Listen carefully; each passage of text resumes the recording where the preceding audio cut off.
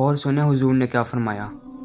نبی پاک صلی اللہ تعالیٰ علیہ وسلم نے دعا دی، کہا اے اللہ اس آدمی کے چہرے کو چمکتا دھمکتا رکھنا۔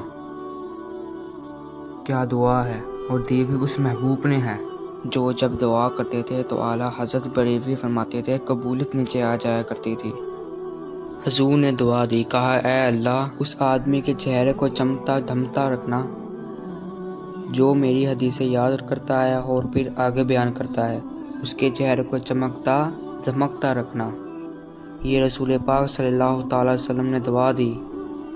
میرے عزیز امام بخاری رحمۃ اللہ کے ایک شاگرد تھے محمد بن عباس۔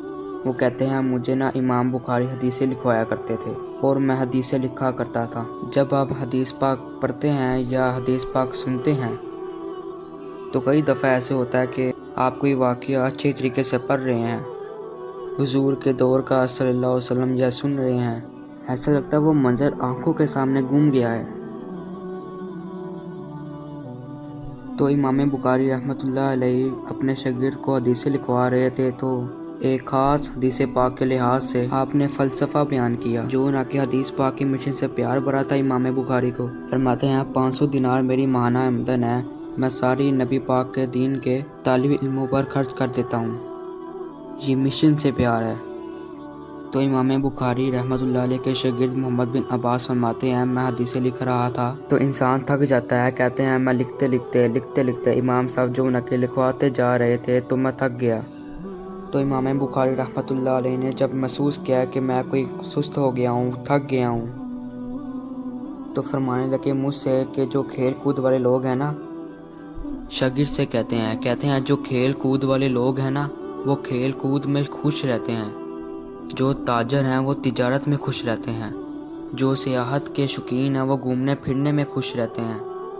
فرمایا تو کتنا خوش نصیب ہے کہ جب سے تو بیٹھا ہے یا نبی پاک صلی اللہ علیہ وسلم کے ساتھ بیٹھا ہے یا حضور کے صحابہ کے ساتھ بیٹھا ہوا ہے۔ گویا نبی پاک کی حدیثیں لکھنا، حدیثیں جمع کرنا، حدیثیں بیان کرنا، حدیث کے ساتھ تعلق رکھنا، اس کا معنی یہ ہے کہ آپ نے نبی پاک کی صحبت اختیار کی ہوئی ہے، آپ نے حضور کے صحابہ کی صحبت اختیار کی ہوئی ہے۔ حدیث پاک کو یاد رکھیں، حدیثوں کو اپنے ذہن کے اندر بٹھائیں۔ ایک حدیث پاک میں نبی پاک نے فرمایا جس نے 40 حدیثیں جمع کر کے میری امت تک پہنچائی، اللہ قیامت کے دن اسے علماء کے ساتھ کھڑا فرمائے گا۔ حدیثوں کو یاد رکھیں۔ میرا آپ کو مشورہ ہے کہ رات کو بیٹھ کے لکھیں آپ کو کتنی حدیثیں یاد ہیں، جو یاد ہیں وہ لکھیں، حضور پاک کی باتوں کا ذکر کریں۔ ایک شاعر نے ایک جملہ کہا تھا پر بڑا ہی بہترین کہہ دیا۔ وہ کہنے لگا یا رسول اللہ صلی اللہ علیہ وسلم میری تو بات بن گئی ہے بس تیری بات کرتے کرتے۔ نبی پاک صلی اللہ علیہ وسلم کا فرمان سنیں گے آپ اور آپ یقیناً اس فرمان سے کتنا کچھ حاصل کریں گے، اتنا کچھ حاصل کریں گے کہ شاید کسی اور تفسیر کی، کسی اور شرح کی، کسی اور نقطے کی بھی گنجائش نہ بچے۔ سرور کائنات صلی اللہ علیہ وسلم نے فرمایا میں جس کام میں تمہیں آزادی دوں نا مجھے چھوڑے رکھا کرو، کیونکہ تم سے پہلے لوگ اپنے نبیوں سے زیادہ سوالات کرنے اور زیادہ جھگڑنے کی وجہ سے ہلاک ہو گئے تھے۔ وہ زیادہ سوالات کرتے تھے، انبیاء سے جھگڑا کرتے تھے، بحث مباحثہ کرتے تھے، وہ ہلاک کر دیے گئے۔ فرمایا میں تمہیں جس کام سے منع کر دوں، حضور فرماتے ہیں اس کام کو چھوڑ دیا کرو، اور جس کام کے کرنے کا حکم دوں جہاں تک ہو سکے بجا لایا کرو۔ لیکن بحث مباحثہ اور فضول سوالات، بعض لوگ ایسے ہوتے ہیں کہ جس سے آپ توقع ہی نہیں کر سکتے کہ وہ کوئی صحیح سوال کریں گے، کوئی صحیح بحث چھیڑیں گے، وہ کوئی تربیت کا، اصلاح کا، خیر کا کام کریں گے، وہ کوئی نہ کوئی الجھاؤ پیدا کر کے خبروں میں رہنا چاہتے ہیں، وہ کوئی نہ کوئی ایسا سوال چھیڑنا چاہتے ہیں کہ جس کے بارے میں ان کا خیال ہوتا ہے جی میرے سوال کو جواب نہیں کسی کو آیا۔ وہ ایک آدھ پہلی یاد کر لیتے ہیں اور پھر وہ کہتے ہیں جی وہ دیکھو میرے سوال کا جواب تو نہیں کس نے دیا۔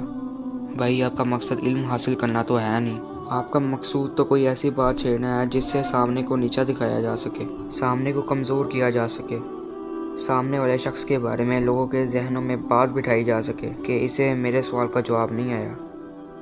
امام مالک رحمۃ اللہ علیہ بیٹھا کرتے تھے تو بہت سارے لوگ آپ سے سوالات کرتے تھے، ایک آدمی چپ کر کے بیٹھا رہتا تھا۔ بڑے شوق کے ساتھ ایک دن امام مالک رحمۃ اللہ نے ان سے فرمایا میاں تم کوئی سوال نہیں کرتے، کہاں کر لوں؟ فرمایا کر لو۔ کہنے لگا روزہ کب افطار کرنا ہے؟ فرمایا جب سورج غروب ہو جائے۔ تو کہنے لگا اگر ساری رات سورج ہی نہ غروب ہو؟ تو امام صاحب کہنے لگے بیٹا تو چپ ہی رہا کر، تیرا سوال نہ کرنا ہی بہتر ہے۔ وہ خدا کے بندے، وہ کون سی رات ہے جو ساری رات گزر جائے اور سورج ہی نہ غروب ہو؟ کہتا ہے اگر ساری رات سورج ہی نہ غروب ہو، وہ کون سی رات ہے جس میں ساری رات گزر گئی اور سورج ابھی غروب ہی نہ ہوا ہو؟ تو یہ کیسا بے معنی اور فضول سوال تم نے چھیڑ دیا؟ نبی پاک صلی اللہ علیہ وسلم سے نا ایک دن، یہ حدیث آپ کو مسلم شریف میں ملے گی، کثرت سے صحابہ نے سوالات کیے تو حضور کے چہرے پر نہ ناراضگی کے آثار آئے۔ حضور زمین پہ بیٹھے تھے، ممبر پہ بیٹھ گئے۔ مجھے بتائیے حضور سے زیادہ کون ہے جو لوگوں کو علم دے گا؟ اس سے زیادہ خزانہ کائنات میں کہیں ہے؟ وَعَلَّمَكَ مَا لَمْ تَكُن تَعْلَمْ۔ لیکن کثرت سوالات اور بھی سوال بے سوال، حضور ناراض ہو گئے، ممبر میں تشریف فرما ہوئے، فرمایا پوچھو جو پوچھنا ہے۔ تو حضرت سیدنا عبد بن خزافہ رضی اللہ تعالیٰ نے عرض کی یا رسول اللہ میرا باپ کون ہے؟ فرمایا خزافہ۔ تو ایک شخص نے پھر سوال کیا، بلکہ دو لوگوں نے، یا رسول اللہ ہمارا باپ کون ہے؟ فرمایا جس کی طرف تم منسوب ہو وہی تمہارا باپ ہے۔ تو پھر ایک اور شخص کھڑا ہوا، حضور میں جنت میں جاؤں گا یا جہنم میں؟ حضور نے فرمایا تیرے لیے دوزخ کا فیصلہ کیا جائے گا۔ اب جب سرکار کے چہرے پہ جلال دیکھا کہ حضور جلال میں فرما رہے ہیں پوچھو، تو لوگ خاموش ہو گئے۔ اعلیٰ حضرت فرماتے ہیں وہ غضب سے ان کے خدا بچائے، نور باری جلال میں ہے۔ تو حضرت عمر فاروق رضی اللہ تعالیٰ عنہ نے کیفیت دیکھی تو اپنی یہ کونیاں زمین پہ رکھ دی اور ہاتھ باندھ لیے، کہنے لگے سونیا ہمیں معاف کر دے، ہم اللہ کے رب ہونے پر بڑے ہی راضی ہیں، اسلام کے دین ہونے پر بڑے راضی ہیں، ہم بڑے راضی ہیں کہ اللہ نے آپ کو ہمارا نبی رسول بنایا ہے، حضور بڑے ہی راضی ہیں۔ تو حضرت عمر فاروق رضی اللہ تعالیٰ عنہ کی بات سن کے حضور نے فرمایا عمر بیٹھ جاؤ، تم پہ اللہ رحم کرے اور اللہ تمہیں اس کی توفیق عطا فرمائے۔